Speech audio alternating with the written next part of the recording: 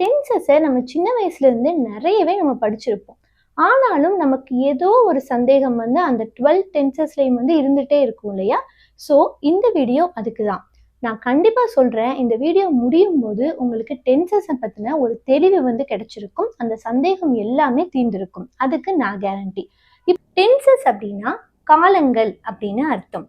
இப்போ நம்ம தமிழ்ல எப்படி இறந்த காலம், நிகழ்காலம், எதிர்காலம் இந்த மாதிரி இருக்கோ, அந்த மாதிரி நம்ம இங்கிலீஷ்ல சொல்லும் போது பயன்படுத்துறதுக்கு தான் நம்ம இந்த டென்சஸ் வந்து பயன்படுத்துறோம். இதுல 12 டென்சஸ் இருக்குது. First one simple present tense. இப்போ ப்ரெசன்ட் அப்படின்னா என்ன அப்படின்னா நிகழ்காலம், இப்ப நடந்துட்டு இருக்கிற விஷயத்தை பத்தி சொல்றது. இப்ப என்ன நடந்துட்டு இருக்கு?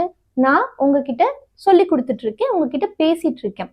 ஸோ இதை வந்து நம்ம சொல்லணும் அப்படின்னா அதை நம்ம சிம்பிள் ப்ரெசன்ட் டென்ஸ்ல தான் சொல்லணும். அதே மாதிரி தினந்தோறும் ஒரு விஷயம் நடந்துட்டே இருக்குன்னு வைங்க, உங்களோட பழக்க வழக்கம், அதாவது நம்ம டெய்லி ரொட்டீனா அதை செய்யறோம் அப்படின்னா அதை சொல்லும் போதும் நம்ம இந்த சிம்பிள் ப்ரெசன்ட் டென்ஸை வந்து பயன்படுத்துவோம். இப்போ அதுக்கு ஒரு எக்ஸாம்பிள் பார்க்கலாம். I play cricket everyday.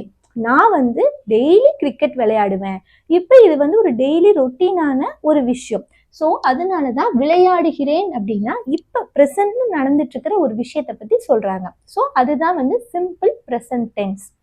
அடுத்து சிம்பிள் பாஸ்ட் டென்ஸ் அப்படின்னா இறந்த காலத்துல நடந்து முடிஞ்ச விஷயத்தை பத்தி நம்ம சொல்லும் போது நம்ம பயன்படுத்துறது தான் சிம்பிள் பாஸ்ட் டென்ஸ். அந்த விஷயம் வந்து நடந்து முடிஞ்சிருச்சு, ஸோ அதை நம்ம சொல்றதுக்கு தான் சிம்பிள் பாஸ்ட் டென்ஸை வந்து பயன்படுத்துறோம். இப்போ பாருங்க, ஐ பிளேடு கிரிக்கெட் எஸ்டர்டே அப்படின்னா நான் நேற்று கிரிக்கெட் விளையாடினேன், அதாவது நேற்று நான் விளையாண்டு முடிச்சிட்டேன், அந்த செயல் வந்து முடிஞ்சிருச்சு. ஸோ அதை சொல்றதுக்கு தான் வந்து சிம்பிள் பாஸ்ட் டென்ஸை நம்ம பயன்படுத்துறோம்.